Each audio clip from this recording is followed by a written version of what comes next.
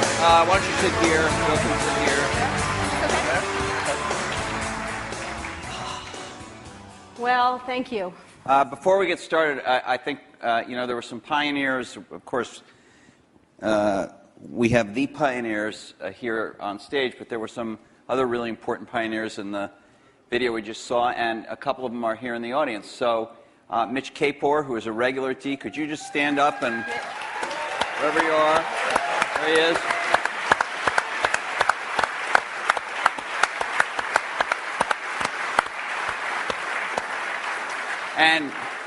And Fred Gibbons, who has not come to D before but is here tonight. Fred.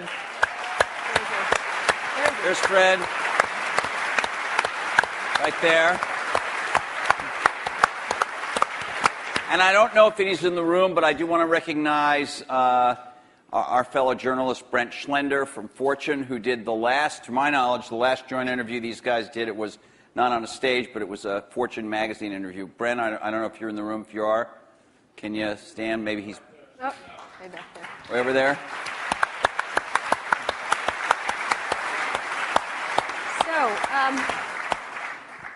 So let's get started. I wanted to ask, there's been a lot of mano-a-mano catfight kind of thing in a lot of the blogs and the press and stuff like that. And we wanted to, the first question I was interested in asking is what you think each has contributed to the computer and technology industry, starting with you, Steve, for Bill, and vice versa.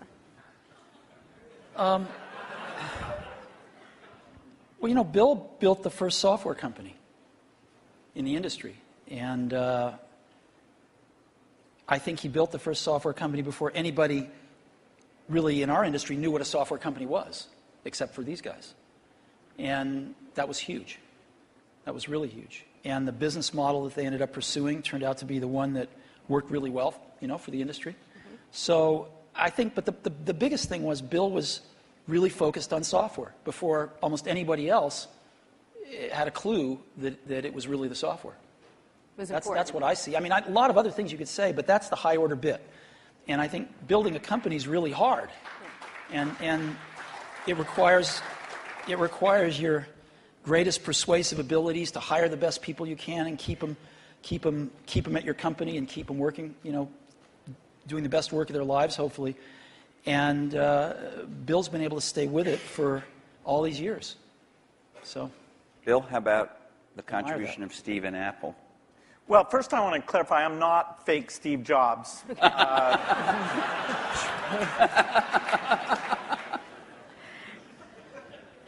What Steve's done is quite phenomenal. If you look back to 1977, that Apple II computer, the idea that it would be a mass market machine, the bet that was made there by Apple uniquely, there were other people with products, but the idea that this could be an incredible, empowering phenomena, Apple pursued that dream. Then one of the most fun things we did was the Macintosh, and that was so risky. People may not remember that Apple really bet the company. Lisa hadn't done that well, and some people were saying, okay, that general approach wasn't good. But the team that Steve built, even within the company, to pursue that, even some days it felt a little ahead of its time. I don't remember that Twiggy disk drive. 128K. Yeah. The Twiggy disk drive, yes. Steve gave a speech once, which is one of my favorites, where he talked about, in a certain sense, we build the products that we want to use ourselves. So he's really pursued that with incredible taste and elegance that has had a huge impact on the industry. And his ability to always come around and figure out where that next bet should be has been phenomenal. Apple literally was failing when Steve went back and reinfused the innovation and risk-taking that have been phenomenal. So the industry's benefited immensely from his work. We've both been lucky to be part of it, but I'd say he's contributed as much as anyone. We've also both been incredibly lucky to have had great partners that we started the companies with, and we've attracted great people. I mean, so everything that's been done at Microsoft and at Apple has been done by just remarkable people, none of which are sitting up here, today. Well, not us. Well, you're sort of the Not you. not us. And You're in a way you're the stand-ins for all those other people. in a way we are. In a very tangible way. So Bill mentioned the Apple II in 1977 and 30 years ago, and there were a couple of other computers which were aimed at the idea that average people might be able to use them. And looking back on it, a really average person might not have been able to use them by today's standards, but it certainly broadened the base of who could use computers. I actually looked at an Apple ad from 1978. It was a print ad that shows you how ancient it was, and it said thousands of people have discovered the Apple computer. Thousands of people, and it also said, you don't want to buy one of these computers where you put a cartridge in. I think that was a reference to one of the Atari or something. I don't know. You want a computer you can write your own programs on. And so the world, and obviously people We had some very strange ads back then. We had one where it was in a kitchen, and there was a woman that looked like the wife, and she was typing in recipes on the computer with the husband looking on approvingly in the back. Stuff like that. Yeah, how did that work for you? I don't think well. So, but just think back to, I know that you started Microsoft prior to 1977. I think Apple started the year before in 76. Microsoft in 74 was when we started writing the 75. BASIC. And then, then we did shipped the BASIC in 75. Okay. Most people, some people here, but I don't think most people know that there was actually some Microsoft software in that Apple II computer. Do you want to talk about what happened there, or how that occurred? Yeah, there'd been the Altair and a few other companies, actually about 24, that had done various machines. But the 77 group included the PET, TRS-80, Commodore. and Commodore PET, TRS-80, and the Apple II. The original Apple II BASIC, the integer BASIC, we had nothing to do with. But then there was a floating point one where, and I mostly worked with Woz on that. Let me tell this story. So my partner, we started out with this guy named Steve Wozniak, brilliant guy. He writes this BASIC that is like the best BASIC on the planet. It does stuff that no other BASIC's ever done. You don't have to run it to find your error messages. It finds them when you type it in and stuff. It's perfect in every way, except for one thing, which is it's just fixed point, right? It's not floating point. And so we're getting a lot of input that people want this BASIC to be floating point. And like we're begging Woz, please make this floating point. Who's we? How many people are in Apple? Well, me. Yeah. We're begging Woz to make this floating point. And he just never does it, and he wrote it by hand on paper. I mean, he didn't have an assembler or anything to write it with. It was all just written on paper, and he'd type it in. He just never got around to making a floating point. Why? Well, this is one of the mysteries of life. I don't know, but he never did. And so, Microsoft had this very popular, really good floating point BASIC that we ended up going to them and saying, help. And how much was I think you were telling us earlier? That was $31,000. That Apple paid you for the floating point BASIC. And I flew out to Apple. I spent 2 days there getting the cassette. The cassette tapes were the main ways that people stored things at the time. Right. And, that was fun. I think the most fun is later when we worked together. Well, what was the most fun? Tell the story about the most fun that was later. And maybe later, not the most fun. Let him talk. I'm teasing.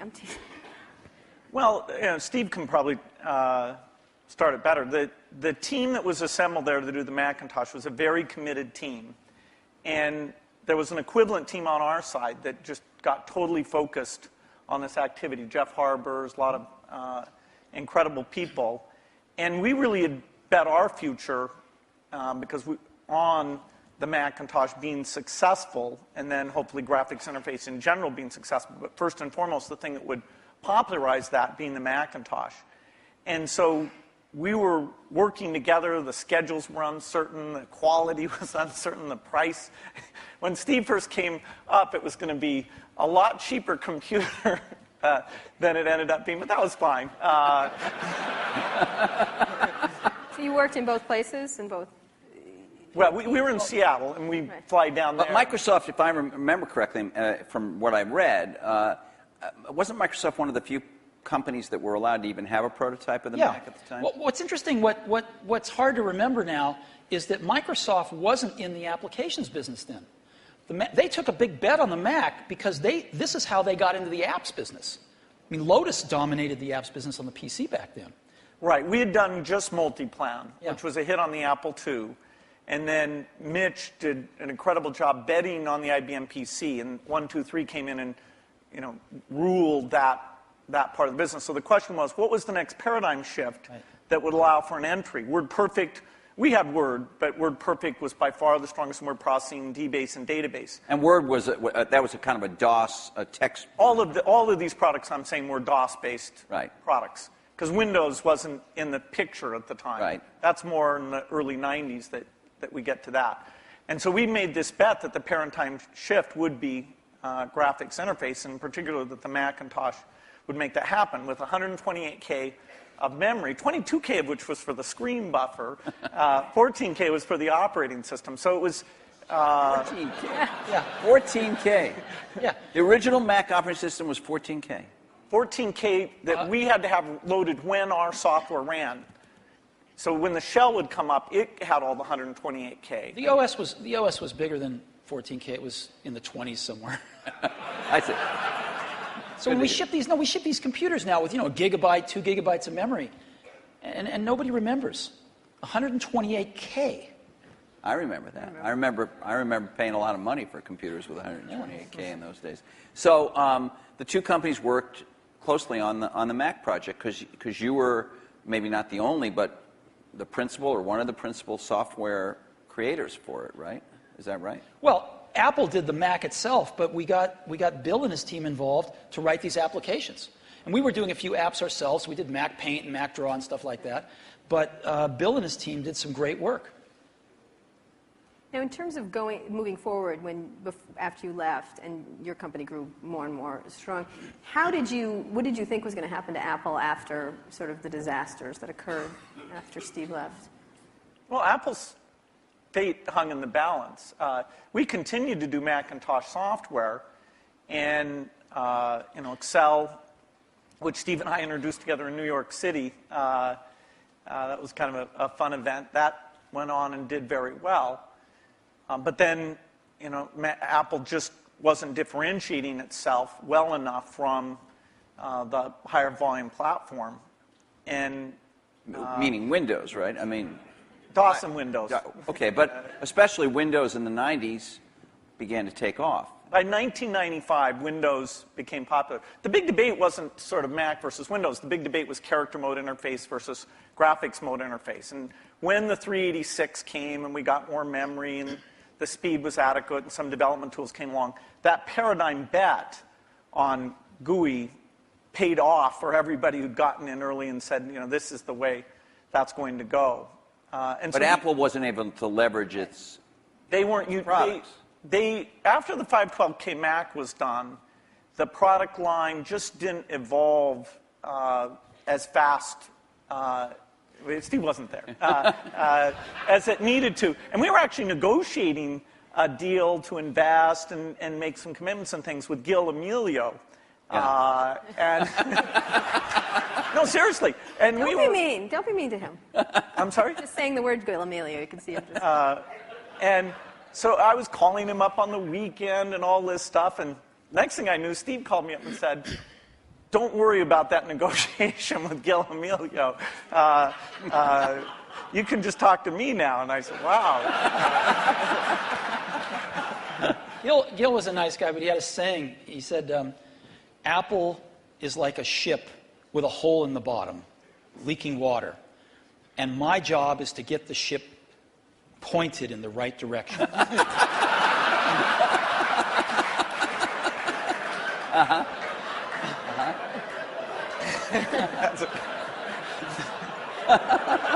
Okay.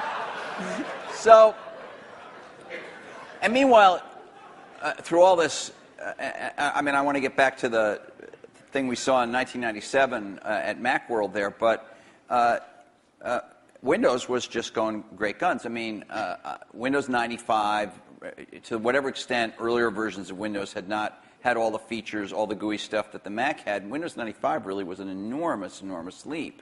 Yeah, Windows 95 is when graphics interface became mainstream and when the software industry realized, wow, this is the way applications are going to be done. And it was amazing that it was ridiculed sort of in 93, 94. It was not mainstream. And then in 95, the debate was over. It was kind of just a common sense thing. And it was a combination of hardware and software maturity getting to a point that people could see it. So I don't want to go through every detail, the whole history of how you came back, but Thank you. You had, but you in that video we all saw, you said you had decided that it was destructive to have this competition with Microsoft. Now, obviously, Apple was in a lot of trouble, and I presume that there was some tactical or strategic reason for that, as well as just wanting to be a nice guy, right? I mean, You know, Apple was in very serious trouble, and what was really clear was that if the game was a zero-sum game where for Apple to win, Microsoft had to lose, then Apple was going to lose. But a lot of people's heads were still in that place. Why was that from your perspective? Well, a lot of people's heads were in that place at Apple, and even in the customer base, because, you know, Apple had invented a lot of this stuff, and Microsoft was being successful, and Apple wasn't, and there was jealousy and this and that. There was just a lot of reasons for it that don't matter. But the net result of it was there were too many people at Apple and in the Apple ecosystem playing the game of, for Apple to win, Microsoft has to lose. And it was clear that you didn't have to play that game, because Apple wasn't going to beat Microsoft. Apple didn't have to beat Microsoft. Apple had to remember who Apple was, because it had forgotten who Apple was. And so to me, it was pretty essential to break that paradigm. And it was also important that, you know, Microsoft was the biggest software developer outside of Apple developing for the Mac.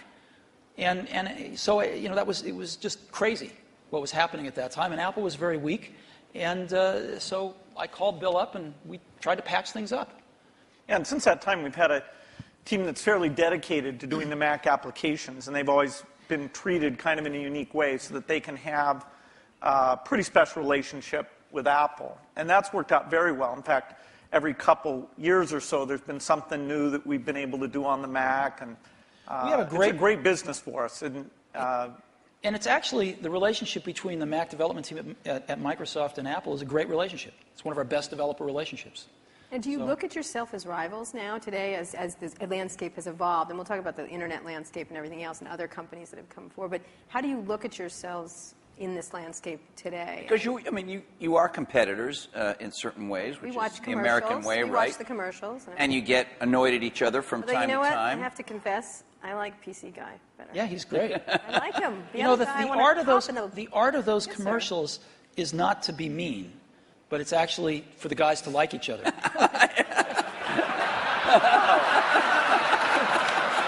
Thanks. PC Guy is great. I like PC. He's got a big heart. His mother loves him. His mother loves I'm him. telling you. I like PC Guy totally much better. Wow. I do. I don't know why. He's endearing. The other guy's a PC Guy is what jackass. makes it all work, actually. Yeah. All right. It's worth thinking about. So how do you look at I mean, yourselves? let me just ask you, Bill. Obviously, Microsoft is a much larger company. You're in many more markets, many more types of products than Apple is.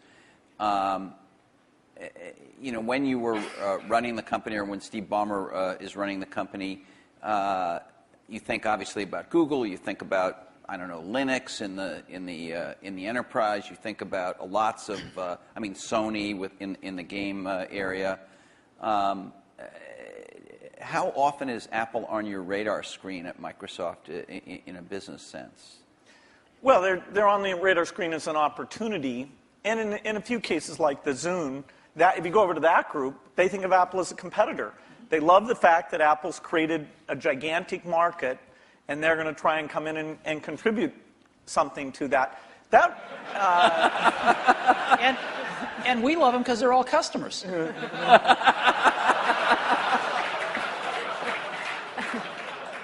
I have to tell you, I was actually told by Jay Allard, I'm serious, that because of the nature of the processor, the development platform they used to develop a lot of the software for the Xbox 360 was Macs.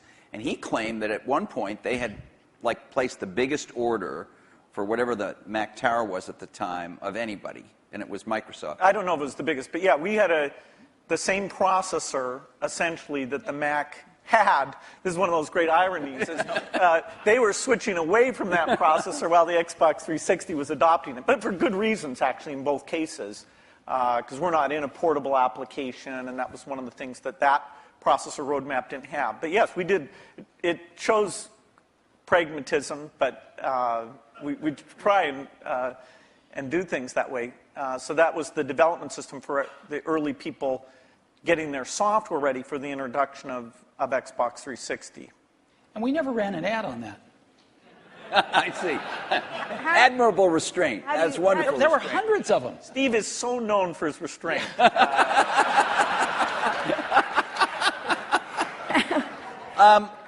How do you look at Microsoft from an Apple perspective? I mean, you compete in computers and. I mean, you could say you don't compete. You know, the era of destructive whatever whatever you said in 1997, but you think you're consciously aware of what they're doing with Windows. You followed Vista closely, I think.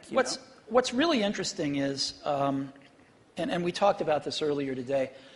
If you look at the reason that the iPod exists and that Apple's in that marketplace, it's because these really great Japanese consumer electronics companies who kind of owned the portable music market for a long, invented it and owned it, couldn't do the appropriate software, couldn't conceive of and implement the appropriate software.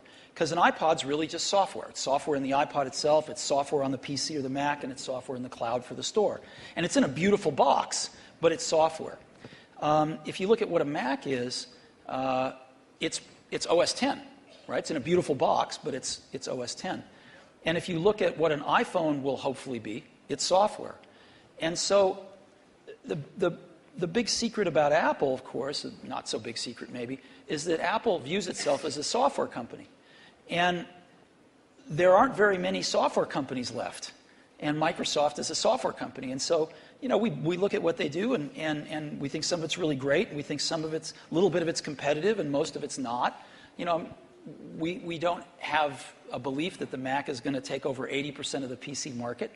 We're really happy when our market share goes up a point, and we love that, and we work real hard at it. But Apple's fundamentally a software company, and there's not a lot of us left, and Microsoft's one. But you may be fundamentally a software company, but you've been known, at least to your customers and to most journalists, as the company that kind of pays a lot of attention integrating software and hardware. Alan Kay, Microsoft has made some recent moves to be a little more like that. Obviously not in your core biggest businesses, but with Xbox and Zune and the Surface computing a device we saw today is another example. These aren't markets that hold up in size to Windows or Office, but they're some of your more recent initiatives. Are the company's approaches to this Alan Kay had urging a little? Or Alan Kay had a great quote back in the 70s, I think. He said, people that love software want to do their own hardware. Well, Bill loves software. No, I can resist that. The question is, are there markets where the innovation and variety you get is a net positive? The negative is that in the early stage, you really want to do the two together. So you want to do prototyping and things like that, really is one thing. And then to take the phone market, we think we're on 140 different kinds of hardware. We think it's beneficial to us that even if we did a few ourselves, it wouldn't give us what we have through those partnerships. Likewise, if you take the robotics market, very undeveloped. We have over 140 all tiny volume robots using Microsoft software, and the creativity, building toys, security things, medical things. We love the innovation and the ecosystem that's going to grow up, who knows when, but we're patient around that, and we'll have a great asset with this robotic software platform. So there are things like PC, phone, and robot where the Microsoft choice is to go for the variety. Apple's great. For them, they do what works super well for them. And there's a few markets like Xbox 360, Zune, and this year we have 2 new ones, the Surface thing and this Round Table, which is the meeting room thing, where we'll actually, through subcontractors, but it's the P&L on the risk and all that for the hardware. The design is completely a Microsoft thing. The Round Table, is that something you've announced, or were you just... We've shown prototypes of it. That's the thing where it's got the 360-degree cameras and all those. It's like Cisco has something in that market and HP too, right? Oh, HP has a very high-end thing that's a tiny bit like it. But anyway. All right. Do you ever regret... Was there something you might have wanted to do differently? And maybe you feel like this happened after you left Apple. Something you might have done differently where you could have had a much bigger market share for the Mac? Well, before I answer that, let me make a comment on Bill's answer there, which is, it's very interesting in the consumer market and the enterprise market. They're very different spaces. And in the consumer market, at least, I think one can make a pretty strong case that outside of Windows on PCs, it's hard to see other examples of the software and hardware being decoupled working super well yet. It might in the phone space over time. It might. But it's not clear. It's not clear. You can see a lot more examples of the hardware-software coupling working well. And so I think this is one of the reasons we all come to work every day, is because nobody knows the answer to some of these questions, and we'll find out over the coming years. Maybe both will work fine, and I think maybe they won't. Yeah, it's good to try both approaches. In some product categories, take music players, the solo design worked better. In the PC market, the variety of designs at this stage has a higher share. It has a higher share? Yeah, it has a lot higher share. Well, it's not that much different in music players the other way around. Is there some moment you feel like I should have done this or Apple should have done that and we could have had? You stuck to this idea of these hardware-software integration, and it's working very well now. There's a lot of things that happened that I'm sure I could have done better when I was at Apple the first time, and a lot of things that happened after I left that I thought were wrong turns, but it doesn't matter. It really doesn't matter, and you kind of got to let go of that stuff, and we are where we are. So we tend to look forward, and one of the things I did when I got back to Apple 10 years ago was I gave the museum to Stanford and all the papers and all the old machines and kind of cleared out the cobwebs and said, let's stop looking backwards here. It's all about what happens tomorrow. And because you can't look back and say, well, gosh, I wish I hadn't gotten fired. I wish I was there. I wish this. I wish that. It doesn't matter. And so let's go invent tomorrow rather than worrying about what happened yesterday. We're going to talk a little bit about tomorrow, but let's talk about today, the landscape of how you see the different players in the market and how you look at what's developing now. What has surprised both of you since having been around for so long and still very active in everything? I mean, your companies are still critically key companies, but there are many, many companies that are becoming quite powerful. How do you look at the landscape at this moment and what's happening, especially in the internet space? I think it's super healthy right now. I think there's a lot of young people out there building some great companies who want to build companies, who aren't just interested in starting something and selling it to one of the big guys, but who want to build companies. And I think there's some really exciting companies getting built out there, some next generation of stuff that some of us play catch up with, and some of us find ways to partner with and things like that. But there's a lot of activity out there now, wouldn't you say? Yeah, I'd say it's a healthy period. Yeah. The notion of what the new form factors look like, what natural interface can do, the ability to use the cloud, the internet, to do part of the task in a complementary way to the local experience. There's a lot of invention that the whole approach of startups, the existing companies who do research, we'll look back at this as one of the great periods of invention. I think so too. There's a lot of things that are risky.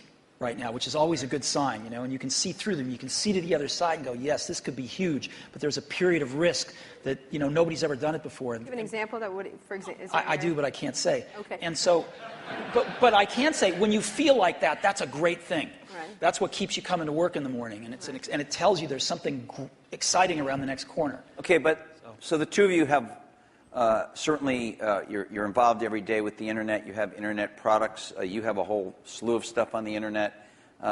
You have iTunes and .Mac and all of that. But on another level, you're the guys who represent the rich client, the personal computer, the big operating system and all that. And there is a certain school of thought, and I'm sure it's shared by some people in the room, that this is all migrating to the cloud, and you'll need a fairly light piece of hardware that won't have to have all that investment, all the kind of stuff you guys have done throughout your careers. So as much as people might think of you as rivals, one way to think of you as the two guys. They were both dinosaurs. Huh? They were both dinosaurs. Dinosaurs or whatever. I can talk about that? No. Seriously, is You're there betting on in a 5 system that is years? changing. In 5 years, is the personal computer still going to be the linchpin of all this stuff?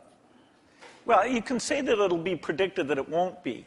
The network computer took us over about, 5 years ago, we disappeared. Remember the single function computer? There was somebody who said that these general purpose things are kind of a dumb idea. That took us over. The mainstream is always under attack. The thing that people don't realize is that you're going to have rich local functionality. I mean, at least our bet. As you get things like speech and vision, as you get more natural form factors, it's a question of using that local richness together with the richness that's elsewhere. And as you look at the device, say, that's connecting to the TV set or connecting in the car, there are lighter weight hardware internet connections. But when you come to the full screen, rich, edit the document, create things, I think we're nowhere near where we can be on making that stronger. I'll give you a concrete example. I love Google Maps, use it on my computer, in a browser. But when we were doing the iPhone, we thought, wouldn't it be great to have maps on the iPhone?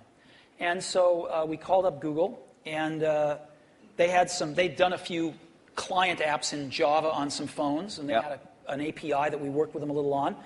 And we ended up writing a client app for those APIs. They would provide the back-end service.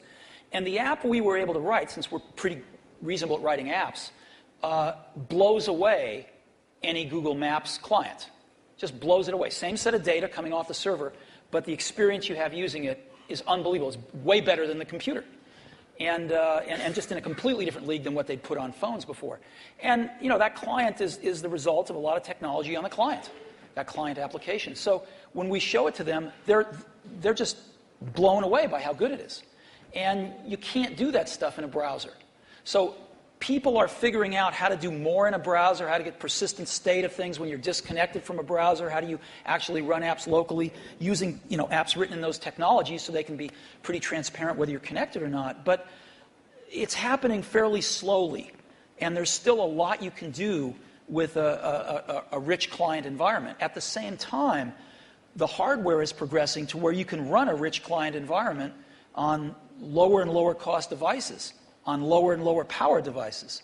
And so there's some pretty cool things you can do with clients. So so you're saying rich clients still matter, but maybe I misunderstood you, but your example was about a rich client that is not a personal computer as we have thought of a personal computer. What I'm trying to say is I think the marriage of some really great client apps with some really great cloud services is incredibly powerful, and right now can be way more powerful than just having a browser on the client. You're talking about a software company being a software and services company rather than a... I'm saying the marriage of these services plus a more sophisticated client is a very powerful marriage. Bill, architecturally, the question is, do you run just in the cloud and all you have down locally is the browser? And that is the same question for the phone as it is for the full screen device. There'll always be different screen sizes because these are, the 5-inch screen does not really compete with the 20-inch screen does not compete with the big living room screen. Those are things that there'll be some type of computing behind all of those things, all connected to the internet. But the idea that locally you have the responsiveness of immediate interaction without the latency or bandwidth limitations that you get if you try and do it all behind, that's what leads to the right balance. What does that device look like in 5 years? What would be your principal device? Is there one, or? Is it a, I think you use, I could be wrong, I think you carry a tablet. Right. Right. Which has not necessarily stormed the world yet. Yeah, this is like Windows 1992, I think. That is, I'm unrepentant on my belief. Okay. But to go back to Kara's point, what would you each imagine that you would carry as your principal, let's say, thing to do? I mean, the Jeff web Hawkins and showed a very lightweight email device and all that kind of stuff. Yeah, I don't know if you guys saw, but Jeff Hawkins showed a Linux-based, a very small. I think he called it a companion to a smartphone today. A phone companion. It sounded a little naughty, frankly. It doesn't matter, you weren't there, but what would you think each would be? I assume you carry a tablet PC. I don't know what brand it is. Maybe you change them up. I don't know. You obviously carry a MacBook Pro, I would guess, or a MacBook. Yeah, well, and an iPhone. And an iPhone. You have one? I do. Right here? Yes. Well, he has when he took it out before. Really? Sorry. He flashed his iPhone earlier today. Anyway, go ahead. So what is your device? What would you say the device what's your that you device should in be 5 carrying? years that you rely on the most? I don't think you'll have one device. I think you'll have a full-screen device that you can carry around, and you'll do dramatically more reading off of that. Yeah, I mean, I believe in the tablet form factor. I think you'll have voice. I think you'll have ink. You'll have some way of having a hardware keyboard and some settings for that. And then you'll have the device that fits in your pocket, which the whole notion of how much function should you combine in there. You know, there's navigation computers, there's media, there's phone.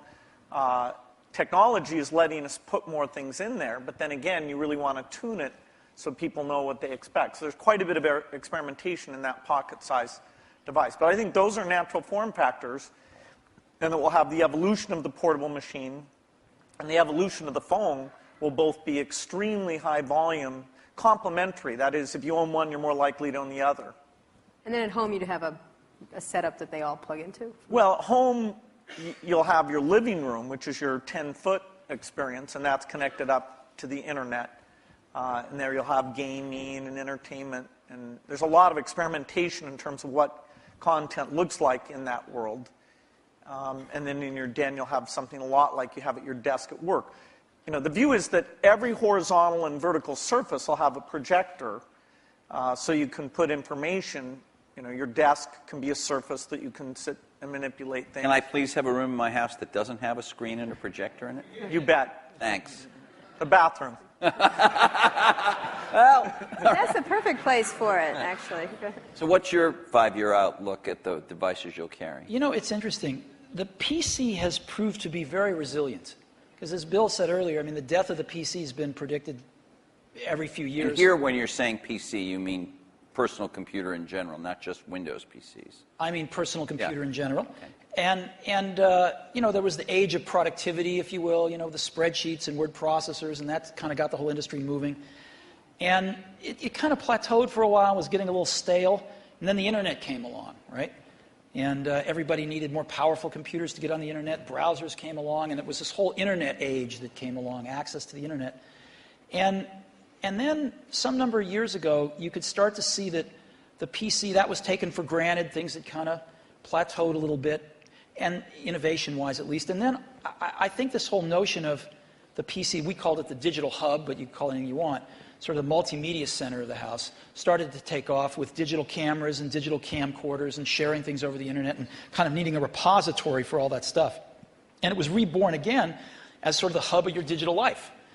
And you can sort of see that there's something starting again. It's not clear exactly what it is, but it will be the PC maybe used a little more tightly coupled with some back-end internet services and some things like that. And of course, PCs are going mobile in an ever greater degree. So I think the PC is going to continue, this general purpose device is going to continue to be with us and morph with us, whether it's a tablet or a notebook or a big curved desktop that you have at your house or whatever it might be. So I think that'll be something that most people have, at least in this society. In others, maybe not, but certainly in this one. But then there's an explosion that's starting to happen in these, what you call post-PC devices, right? And you call the iPod one of them. There's a lot of things that are not... You can get into trouble for using that term. I want you to know that. What? I'm kidding. Post-PC devices. Why? People write letters to the editor. They complain about it. Anyway, go ahead. Okay. Well, anyway, I think there's just a category of devices that aren't as general purpose, they're really more focused on specific functions, whether they're phones or iPods or Zunes or what have you. And I think that category of devices is going to continue to be very innovative, and we're going to see lots of them. Give me an example of what that would be. Well, an iPod is a post-PC yeah. device. A phone is a post-PC device. Is the iPhone and are some of these other smartphones, and I know you believe that the iPhone is much better than these other smartphones at the moment, but are these things, aren't they really just computers in a different form factor? I mean, when you say we use the word phone, it sounds like... We're getting to the point where everything's a computer in a different form factor. So what? Right? So what if it's built with a computer inside it? It doesn't matter. It's what is it? How do you use it? How does the consumer approach it? And so who cares what's inside it anymore? So what are the core functions of the device formerly known as the cell phone, whatever we want to call it, the pocket device? What would you say the core functions? Like 5 years out, what are the core functions of that pocket device? How quickly all these things that have been somewhat specialized, the navigation device, the digital wallet, the phone, the camera, the video camera, how quickly those all come together, it's hard to chart out. But eventually, you'll be able to make something that has the capability to do every one of those things. And yet, given the small size, you still won't want to edit your homework or edit a movie on the screen of that size. And so you'll have something else that lets you do the reading and editing and those things. Now, if we could ever get a screen that would just roll out like a scroll, then you might be able to have the device that did everything. Well, in the very first D conference, we had these guys from E-Ink here. Yeah. I'm sure you've both talked to them. They were talking about that. That was 5 years ago. It's always 5 years out. Do you? Yes, we can't. There's some advances in projection technology that are more likely deliberate, I think, than the flexible material guys. But it's not even on the horizon, no matter which of the two approaches are pursued. We have some Microsoft research people who work on that, and there's a lot of investment, but it's at least in the 5-year time frame. 5 years from now, what's going to be on that pocket device? I don't know. And the reason I don't know is because I wouldn't have thought that there would have been maps on it 5 years ago. But something comes along, gets really popular, people love it, get used to it, you want it on there. So people are inventing things constantly, and I think the art of it is balancing what's on there and what's not on there, is the editing function. And clearly, most things you carry with you are communications devices. You want to do some entertainment with them as well, but they're primarily communications devices, and that's what they're going to be. Outside of the computing area, what are the exciting areas in the internet space at all that you're looking at that you find that's interesting to each of your companies and in general for you? Any kind of social networking, any kind of the wikis, those kind of things we've talked about in the past couple of, today, essentially.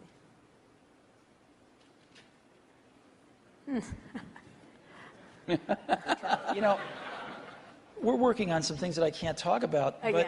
Again, yeah. But there used very beautiful. There used to be a saying, isn't it, at Apple? It's going to blow us away, though, blow us when away. you can't talk. Wow, it's great. There used to be a saying at Apple, isn't it funny, a ship that leaks from the top? So, that's kind of like a sweater without sleeves as a vest. I don't get that. That was what they used to say about me when I was in my 20s. Okay. There's a zillion interesting things going on the internet. The most interesting things to me are these incredible new services that people are bringing up. And Surrounding entertainment, or there's a lot of them surrounding entertainment, but there's a lot of them that have to do with just sort of figuring out how to navigate through life a little more efficiently. And I think, it's really great when you show somebody something and you don't have to convince them they have a problem that this solves. They know they have a problem. You can show them something, they go, oh my God, I need this. And I think you're going to see a lot of things like that happen over the next year or two. Do you, you obviously have a very large internet business with iTunes, and you sell a lot of stuff on in the Apple Store. But, you were early with this idea that when you bought a computer from Apple, you had this kind of internet service back end, and it was called .Mac. And I think a lot of people feel you haven't developed it very much. I couldn't agree with you more, and we'll make up for lost time in the near future.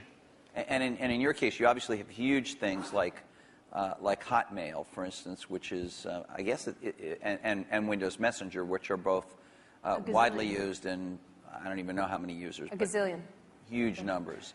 But on the other hand, you haven't, as Steve Ballmer was talking about today, you have other people have much stronger positions in things like search and other parts of the internet. So, are you guys, because you are the personal computer companies that are best associated with that, not as nimble as some of these competitors at this point? Do you worry about not being as nimble, both of you? I mean, obviously Microsoft's a much bigger company, but you're a big company.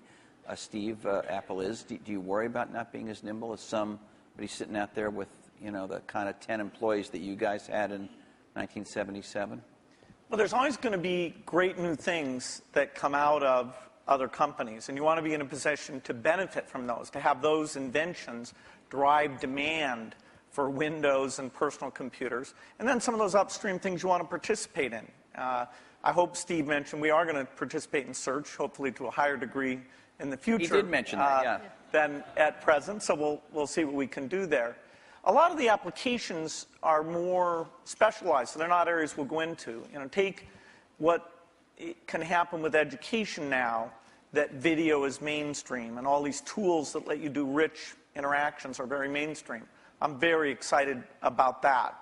The idea of empowerment goes back to the very beginning of our industry, and some of those dreams that this would be used by students, or that teachers could get better and learn from each other in these new ways. We're just at the threshold where some of those things can happen. And yes, our companies can contribute to that, but as a whole, it's the ecosystem jumping on and building on each other where you can finally say, finally technology did something for education. See, I look at this a little bit differently, which is we're not trying to do a lot of this stuff because it's not what we do. We don't think one company can do everything. So you've got to partner with people that are really good at stuff. Like, we're not, maybe Microsoft is great at search. We're not. We're not trying to be great at search. So we partner with people that are great at search. And we don't know how to do maps on the back end. We know how to do the best maps client in the world, but we don't know how to do the back end. So we partner with people that know how to do the back end. And what we want to do is be that consumer's device and that consumer's experience wrapped around all this information and things we can deliver to them in a wonderful user interface, in a coherent product. And so in some cases, we have to do more work than others. In the case of iTunes, there wasn't a music delivery service that was any good, and we had to do one, so we'll do one. But in other cases, there's companies doing a way better job because we're not as good at this stuff as other people are, and we'd love to partner with them. And so, we selectively do that. And I think it's really hard for one company to do everything. Let's talk about Life's entertainment. complex. You're both in the entertainment world. Entertainment is important to both your companies. For yours, music right now, and as you get into Apple TV, Microsoft has been within the Hollywood area. Where do you see that going in the era of YouTube? We've had a couple of network people here talking about changes that are happening in Hollywood and everything else. What is happening now to entertainment delivery, and where do you all play? Because you'll be the delivery mechanism in one way or the other for most people. Well, the big milestone is where the delivery platform is the internet, and so you bring the richness and the interactivity. I think you can get a little bit of a glimpse of the future of TV more from looking at community type things like Xbox Live, where people are talking to each other, finding friends, watching things together, talking about those things. That, as you map that onto genres like educational shows or sports shows or watching the Olympics or the elections, that ability to navigate becomes very, very powerful. And we're not an entertainment company. Yes, we do Halo, which is this big video game, but by and large, we're a platform. And so it's the tough software things, whether it's the speech or the ink or the deep graphics, that's where things that take 10 years to get done, the IPTV stuff, the foundation there, it took 10 years to get it done. Now it's finally coming to fruition, and we have people like AT&T betting their company on putting that together. So we're just at the start of having a scale entertainment delivery vehicle both through PCs, unfortunately not connected up to the TV set in most cases, but that's a point of innovation. And now things like IPTV and Xbox that are connected up in the living room. Steve, you were today, Bill, you weren't here, but Steve showed a new function of Apple TV that brings YouTube directly to the TV. Is there going to be more of that from you? Do you see yourself, the way Bill says, as an enabler of entertainment? Or, well, putting aside your Disney role, but your Apple role. I think people want to enjoy their entertainment when they want it and how they want it, on the device that they want it on. So ultimately, that's going to drive the entertainment companies into all sorts of different business models. And that's a good thing. If you're a content company, that's a great thing. More people wanting to enjoy your content more often in more different ways, that's why you're in business. But the transitions are hard sometimes. And the music industry, it turned out that the internet got fast enough to download songs pretty easily. There was no legal alternatives, and maybe they made some bad choices in how they reacted to that. But they're still trying to make the transition to a very different way of doing business or ways of doing business while they're under attack from piracy. And we can all highlight some of the mistakes that have been made, but still it's a tough job. And Hollywood, I think, has watched what's happened in music, learned some things to do, some things not to do. But they're still trying to map this out. How do they make some of these transitions, some new business models, different platforms, allowing their customers way more freedom on when they want to watch stuff and how they want to watch it. And I think there's a tremendous amount of experimentation and thought going on that's going to be good. That's going to be really good if you're a content owner. Can I ask about the user interface of the personal computer for a minute? Vista has just come out, which is your best version of Windows you've done, has some UI improvements in it. You're about to do yet another version of the Mac OS called Leopard in the fall, which, from what you've shown publicly, at least so far, has some improvements. But fundamentally, these are still the kind of file icon, folder icon, drop-down menu. I know I'm minimizing. There's a lot of other things. There's gadgets and widgets and all kinds of other cool things in there now. But you can see that it's still all built on what you started with, what Xerox did research on. Is there in the offing in the next 4 or 5 years, is it possible there's a new paradigm for organizing the user interface of the personal computer? Let's leave cell phones and things out for a minute, but just the personal computer, Bill. One of the things that's been anticipated for a long time is when 3D comes into that interface.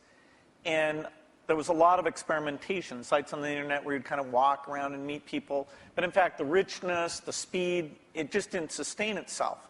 Now we're starting to see with some of the mapping stuff, a few of the sites, that the quality of that graphics, the tools and things are getting to the point where 3D can really come in. So I definitely say that when you go to a store, bookstore, you'll be able to see the books lined up, the way you might be interested in, or lined up the way they are in the real store.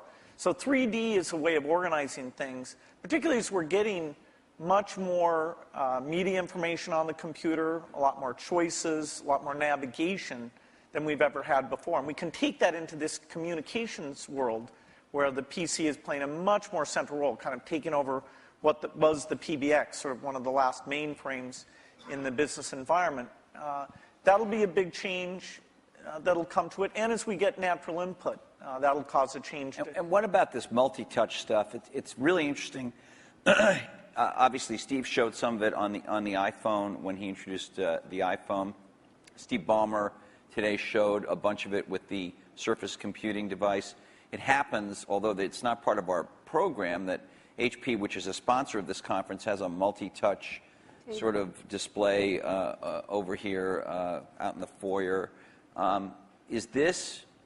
Will this make its Sort of way that Minority into, Report, this kind of thing. Yeah, will this make its way into, maybe you call it direct manipulation of objects with your hands and your fingers. Will this make its way into mainstream, let's say, laptop computers as a new UI or an additional part of the UI, or is that just a well, but thing go for beyond the laptop. specialized devices? Vision, software is doing vision.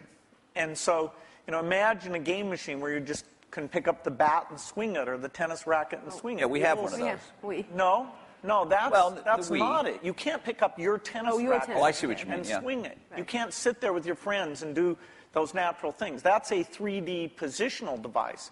This is video recognition. This is a camera seeing what's going on. And, in a meeting, like you're on a video conference, you don't know who's speaking when they're audio only, things like that. The camera will be ubiquitous. Now, of course, we have to design it in a way that people's expectations about privacy are handled appropriately. But software can do vision, and it can do it very, very inexpensively.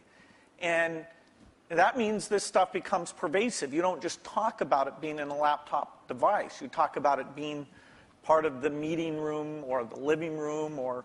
But on the laptop, the way that, and maybe I'm wrong, maybe this is what we have is great and we don't need any new big radical change. But when I turn on my laptop, whether it's my Vista laptop or my Mac laptop, it's there have been improvements, but it's a lot like it was 10 years ago. It's much better. The graphics are better and all that. You talked about that radical change. You have the mouse. For both your companies. You have the icons you move around. You have and you talked about what a big gamble it was in '84 to do that and then follow on with Windows. We still essentially have that approach, and I'm just wondering, is that going to change? Touch, ink, speech, vision, those things come in, but they don't come in as a radical substitute.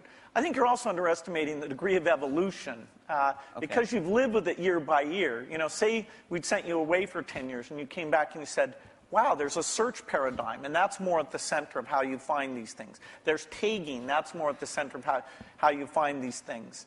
The evolution is a very good thing. In fact, even in that evolution, the stuff we did with Office, there's this balance you strike where when you make a change, in that case the ribbon, you're going to have some users who feel like, oh, geez, I have to spend a little bit time to be brought along to that.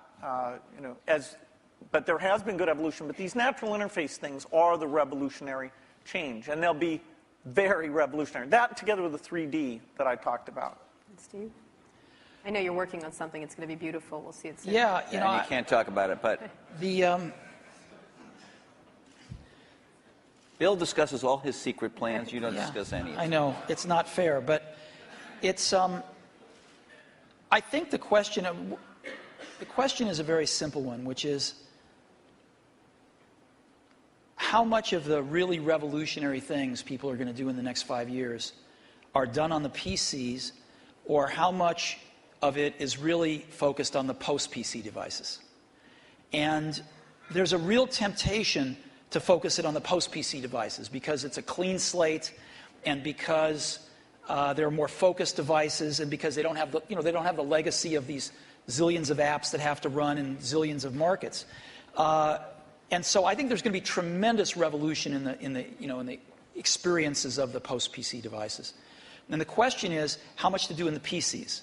And I'm sure Microsoft is. We're working on some really cool stuff, but some of it has to be tempered a little bit because you do have, these tens of millions in our case, or hundreds of millions in Bill's case, users that are familiar with something that, they don't want a car with 6 wheels. They like the car with 4 wheels. They don't want to drive with a joystick. They like the steering wheel. And so, you have to, as Bill was saying, in some cases you have to augment what exists there, and in some cases you can replace things.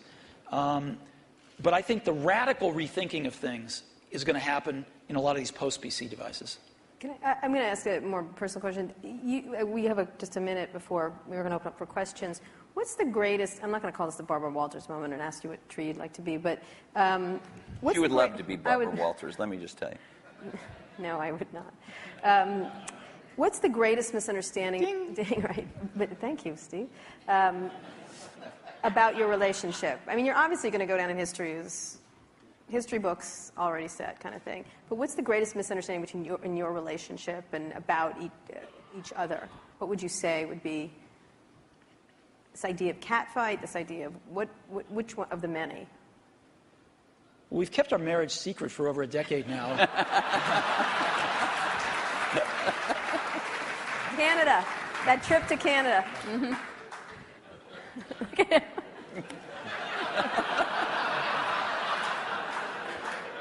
Was there? I don't think either of us have anything to complain about in general. And I know that the projects, like the Mac project, was just an incredible thing, a fun thing where we were taking a risk. We did look a lot younger in that video. We did. You looked 12 in the first one. That's how I try and look. He was 12. But, it's been fun to work together. And I actually kind of miss some of the people aren't around anymore. People come and go in this industry. It's nice when somebody sticks around and have some context of all the things that have worked and not worked. And the industry gets all crazy about some new thing. There's always this paradigm of the company that's successful is going to go away and stuff like that. It's nice to have people seeing the waves and waves of that, and yet been willing when it counted to take the risk to bring in something new. Has it been important? One last question, and then we'll go to the audience. He didn't answer us because he just said this. I have an answer. He only talked about his secret gay marriage. Yeah. So. I thought that was your answer. No, that wasn't my answer. When Bill and I first met each other and worked together in the early days, generally we were both the youngest guys in the room, right? Individually or together. I'm about 6 months older than he is, but roughly the same age. And now, when we're working at our respective companies, I don't know about you, but I'm the oldest guy in the room most of the time.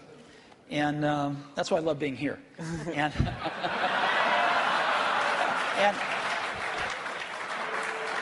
so happy to oblige. Happy to oblige. And I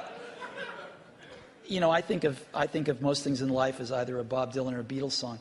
But there's that one line in that one Beatles song, you and I have memories longer than the road that stretches out ahead. And that's clearly true here. Well, you know what? I think we should end it there. Let's just end it there. I'm having a little tear right here. Thank you. Thank you very much. Thank you so much. Sure. Thank you.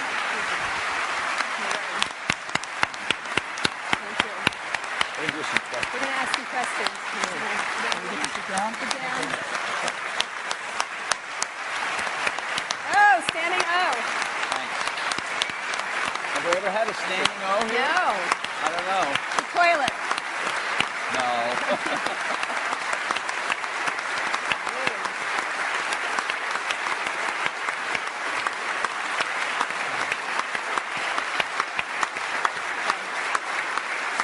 Whoa. You handled this pretty well. There we go. Great. Wow. Okay, so some audience questions. Questions? Can we have the lights? Roger Roger. McNamee from Elevation Partners. Hey guys, that was incredible. Thank you very much. We've got a big election coming up next year. I'm curious if there are any issues that you see in Silicon Valley that we all ought to be focused on communicating effectively to the next potential president of the United States. That is, any common ground that we share, because it's weird. You don't actually hear any issues that people are talking about right now, and I'm curious if you guys have any in mind. Yeah. Well, certainly education is one that I'd put at the top of the list. Are there technological solutions right now that they could do something about, or is that just sort of like No, technology is going to be helpful and more, but the way that teachers are measured and made excellent, the way that the high schools are designed, the expectations they have, it's not just a pure technology thing. It's more an institutional practice where the opportunity is. And there should be a lot of debate about the different ways of doing that. Steve? Boy, we've got some pretty big problems, and I think most of them are much bigger than anything Silicon Valley can contribute right now to solve, so hopefully some of those will get solved. I also think we underestimate how much all of our industry depends on stability. We've enjoyed a long period of stability, and we've been able to focus on technology and growing our businesses and stuff, and I think we take that for granted sometimes. One of the more interesting areas that we all suffer from, of course, is in the area of energy dependence. And there's a lot of work going on, I know, a lot of investing going on anyway. I don't know if the results are there, but a lot of investing going on in alternative energy, and maybe Silicon Valley can play a small role in some of that stuff, Are you too. guys investing in that area? Personally, or Some. which might be a lot. And you? Exactly. $1 billion here or there. Steve? Steve, Are you investing in that area? No. Or just a Prius? Okay. Or something like Yeah, that? just appreciating it. Over there? Hi, Don Eklund, Sony Pictures. My question is really, at what point is there too much diversity? It was talked about a few times in the discussion, the fact that now microprocessors are very low cost, memory's low cost, software is ubiquitous. But my life has been made better by standards like coding standards, network standards, and it seems like we're reaching a point where diversity is starting to take hold to a point where we're not going to be able to have the kinds of convergence devices that I think everyone would really be able to appreciate. And I'm wondering, is this going to be like healthcare or mass transit, where you just can never put it back in the bottle again?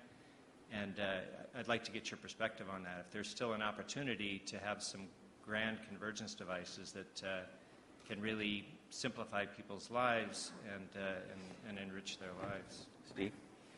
Well, I think Bill and I would agree that we can get it down to 2. No, I think it's hard to limit imagination and innovation. I think there's always going to be a bunch of new great things, and I think that's part of what we put up with to get the innovation. We put up with a little bit of aggravation to get the innovation. And I think the marketplace is awfully good at allowing diversity when it should and then getting rid of it when it shouldn't. And then letting it come back sometimes. Yeah. Well, yeah. I mean in terms of standards and things. The internet standards have been incredibly powerful. Video formats, things like this. And so I don't see things that are going to really hold back a convergence device. Sure, there's a lot of wireless approaches, but that's pretty healthy right now. They each have various merits. A few of them will end up overlapping the other ones and kill the other ones out. But I think the industry's done very well at latching on to standards for the things that there were no longer any innovation in, and then focusing on the places where it wasn't clear which approach was best. Jesse? Hi, I'm Jesse Kornbluth, headbutler.com. Because you're not the youngest guys in the room anymore, it's perhaps appropriate to ask you a question about legacy, each of you. Bill, even your harshest critic would have to admit that your philanthropy work is planet-shaking, incredible, and could be, if you make it, a second act so amazing that it would dwarf what you've actually done at Microsoft.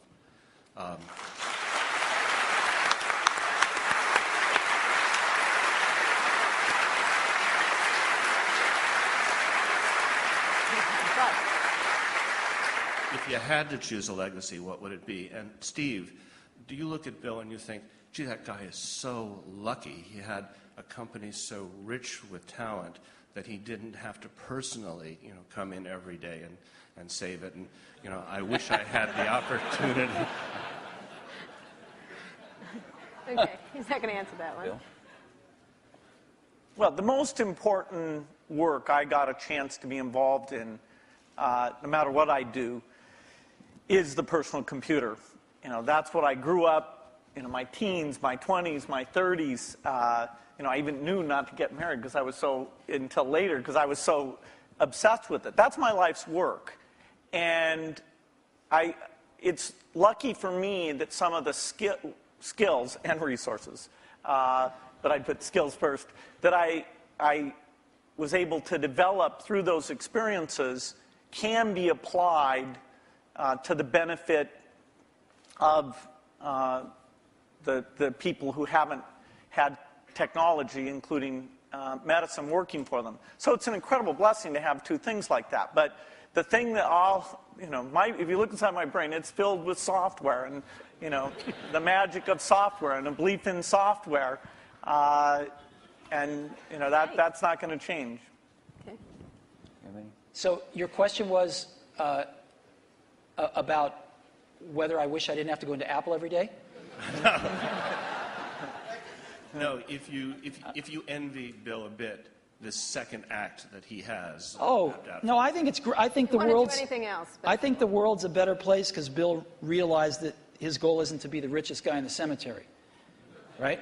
That's a good thing, and so he's doing a lot of good with the money that he made. I'm sure Bill was like me in this way. I mean, I grew up fairly middle class, lower middle class, and I never really cared much about money. And Apple was so successful early on in life that I was very lucky that I didn't have to care about money then.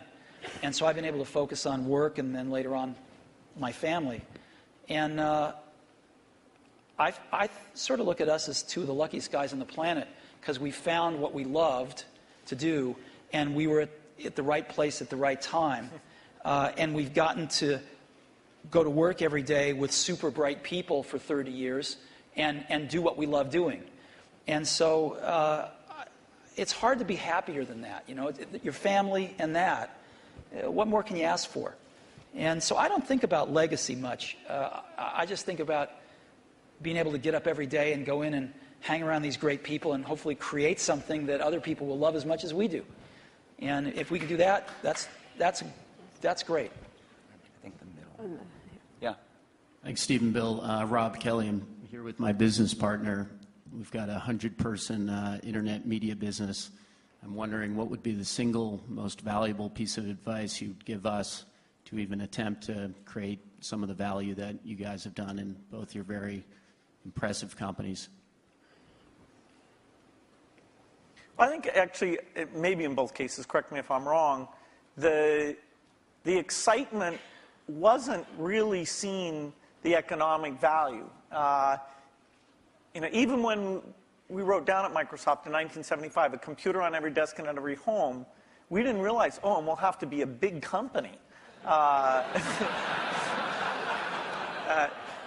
Every time I thought, oh God, can we double in size? Geez, can you manage that many people? Will that feel fun still? And so every doubling was like, okay, this is the last one.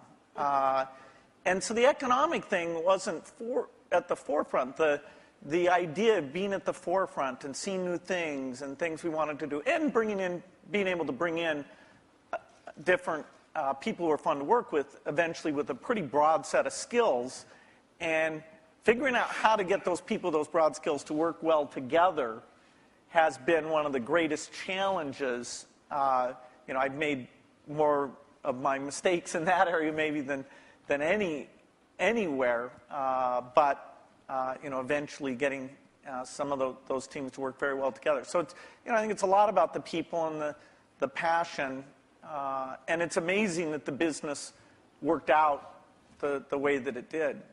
Yeah. People say you have to have a lot of passion for what you're doing, and it's totally true. And the reason is because it's so hard that if you don't, any rational person would give up. It's really hard, and you have to do it over a sustained period of time. So if you don't love it, if you're not having fun doing it and you don't really love it, you're going to give up. And that's what happens to most people, actually. If you really look at the ones that ended up being successful, unquote, in the eyes of society and the ones that didn't, oftentimes it's the ones that are successful loved what they did so they could persevere when it got really tough. And the ones that didn't love it quit because they're sane, right? Who would want to put up with this stuff if you don't love it? So it's a lot of hard work, and it's a lot of worrying constantly. And if you don't love it, you're going to fail. So you got to love it. You got to have passion. And I think that's the high order bit. The second thing is you've got to be a really good talent scout, because no matter how smart you are, you need a team of great people, and you've got to figure out how to size people up fairly quickly, make decisions without knowing people too well, and hire them, and see how you do, and refine your intuition, and be able to help build an organization that can eventually just build itself, because you need great people around you. Thank you.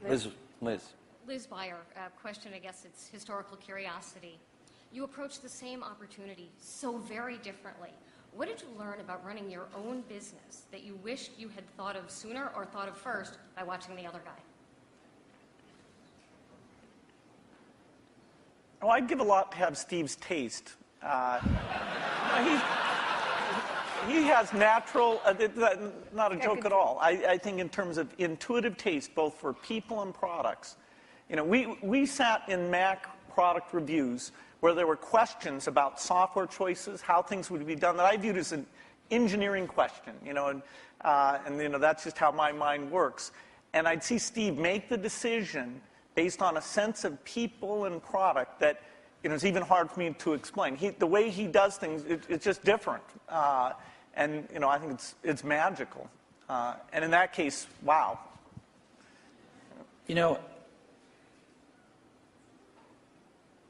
Because Woz and I started the company based on doing the whole banana, we weren't so good at partnering with people. And, actually, the funny thing is, Microsoft's one of the few companies we were able to partner with that actually worked for both companies. And we weren't so good at that, as where Bill and Microsoft were really good at it, because they didn't make the whole thing in the early days. And they learned how to partner with people really well. And I think if Apple could have had a little more of that in its DNA, it would have served it extremely well. And I don't think Apple learned that until, a few decades later. Last question. Is there? This over here. I'm sorry. Over here. Yeah, hi. Charlie Brenner from Fidelity Investments. In our financial services industry, we are focusing very strongly on aging and retiring baby boomers, a huge demographic. We're not that old yet. No, I wasn't. The question is different from what it sounds like it's going to be. But most of the innovation that we see coming from computer and internet companies is kind of youth-oriented. And I'm just wondering if there are activities going on in your companies acknowledging what's going to be happening generationally. Not true. I'll give you one example. So we started building in video cameras into almost all our computers a few years ago. And the response by people of all ages, but in particular seniors, has been off the charts.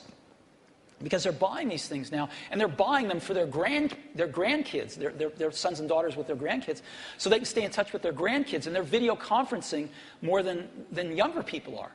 And it's incredible what this has done. So that's just one simple example, but there's like dozens of them that have clicked with seniors that are living independently that want to stay in touch with extended families and do other things like that.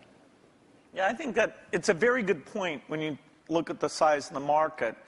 And that's partly why it's great that there are all these companies out there who can see, okay, what would you do for seniors? I think natural user interface is particularly applicable here because the keyboard, we're sort of warped in that we grew up using the keyboard, and so it's extremely natural to us. But things like, and that's partly why when we showed the Surface Computer, I showed it privately to a bunch of CEOs a couple weeks ago. I was kind of stunned by how blown away they were. But their ease of navigation is just not the same. And when they saw that, the idea that they could organize their photo album, it meant more to them than it did to me. I'll give you another example. We've got a little shy of 200 retail stores now. And one of the things the stores are doing is personal training now. It's called one-to-one. And we are up to now a run rate of 1 million personal training sessions. They last an hour per year. 1 million per year. You only started a little while ago, right? Yeah. We started about a year ago. And we're up to 1 million training sessions a year run right now. And a lot of those folks, some of them anyway, many of them are seniors. And they're coming in and they're spending an hour learning how to use Office, and they're spending an hour learning how to video conference. And they can basically come in as much as they want, and they can schedule these things throughout a year, and they pay $99, I think, a year for it. And it's been great. Last question. Now the last question over there. We all share a common science fiction experience of the metaverse or the Matrix, where we all could communicate without being in the same place. And by the way, thank you both for providing us the best platform so far to go to chat rooms or to all go to a MySpace. It's a far cry from these things that we see on Star Trek or the holodeck. What kinds of things can you imagine that are partway there that could be much better than the 3-window iChat that we might see in the next 5 or 10 years? Well, I don't think Steve's going to announce his transporter. I want Star Trek. Just give me Star Trek.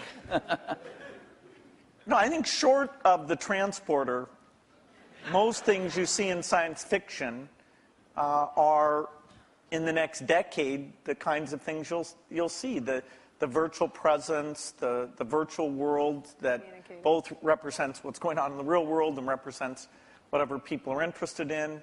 This movement in space as a way of interacting with the machine. I think the deep investments that have been made at the research level will pay off with these things in the next 10 years. Steve? I don't know. And that's what makes it exciting to go into work every day. Because there's, as we talked about earlier, this is an extraordinarily exciting time in the industry. And lots of new stuff happening. So, I can't even begin to think of what it's going to be like 10 years from now. Great. Thank you so much. No, thank you so much. Thank you so much. It's great. It's great. It's really good.